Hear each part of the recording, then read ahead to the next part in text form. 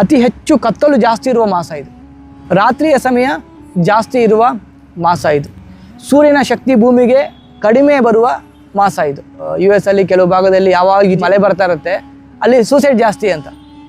ಎಲ್ಲಿ ಸೂರ್ಯನ ಶಕ್ತಿ ಕಡಿಮೆ ಇರುತ್ತದೆ ಅಲ್ಲಿ ವಿಲ್ ಪವರ್ ಕಡಿಮೆ ಆಗ್ತಾ ಹೋಗುತ್ತೆ. ಡಿಪ್ರೆಷನ್ನು, ಈ ಸೂಸೈಡು ಇವೆಲ್ಲ ತೆಗೆದು ನೋಡಿ ಚಳಿಗಾಲದಲ್ಲಿ ಜಾಸ್ತಿ ಆಗ್ತಾ ಹೋಗುತ್ತೆ. ನಮಗೆ ಹಳೆ ನೋವು ಇರುತ್ತೆ ದೇಹದಲ್ಲಿ, ಕೈಕಾಲು ಮುರ್ಕೊಂಡಿರ್ತೀವಿ, ಏಟಾಗಿರ್ತದೆ. ವರ್ಷ ಇಡೀ ಪ್ರಾಬ್ಲಮ್ ಆಗಲ್ಲ. ಚಳಿಗಾಲ ಡಿಸೆಂಬರ್ ಈ ಧನುರ್ಮಾಸದಲ್ಲಿ ಕೈಕಾಲು ಅಲ್ಲಾಡ್ಸೋಕ್ಕಾಗಲ್ಲ. ಹಳೆ ನೋವೆಲ್ಲ ಕಾಡುತ್ತೆ ಈಗ. ಅಂದರೆ ಆ್ಯಕ್ಟಿವಿಟಿ ಕಡಿಮೆ ಆಗ್ತಾ ಹೋಗುತ್ತೆ ದೇಹದಲ್ಲಿ, ಮನಸ್ಸಲ್ಲಿ, ಎನರ್ಜಿಯಲ್ಲಿ ಇನರ್ಷಿಯಾ ಜಾಸ್ತಿ ಆಗ್ತಾ ಹೋಗುತ್ತೆ. ಭೂಮಿಯಲ್ಲೂ ಇನರ್ಷಿಯಾ ಜಾಸ್ತಿ ಆಗ್ತಾ ಹೋಗುತ್ತೆ. ಧನುರ್ಮಾಸದಲ್ಲಿ ಸಂಪೂರ್ಣವಾಗಿ ನಮ್ಮ ಆ್ಯಕ್ಟಿವ್ನೆಸ್ ಕಡಿಮೆ ಆಗುತ್ತೆ. ಇಲ್ಲಿ 2 ಪಾಸಿಬಿಲಿಟಿ ಇದೆ. ಒಬ್ಬ ಭೋಗಿ ಡಿಪ್ರೆಷನ್ಗೆ ಹೋದರೆ, ಒಬ್ಬ ಯೋಗಿ ಸಿದ್ಧಿಯನ್ನು ಪಡ್ಕೊಳ್ತಾರೆ. ಇದು ಏನಾಗುತ್ತೆ, ಮನಸ್ಸು ದೇಹ ಹಿಂಗೆ ಜಾಡ್ಯ ಆಗುತ್ತಲ್ಲ, ಇಲ್ಲಿ 2 ಪಾಸಿಬಿಲಿಟಿ ಇದೆ.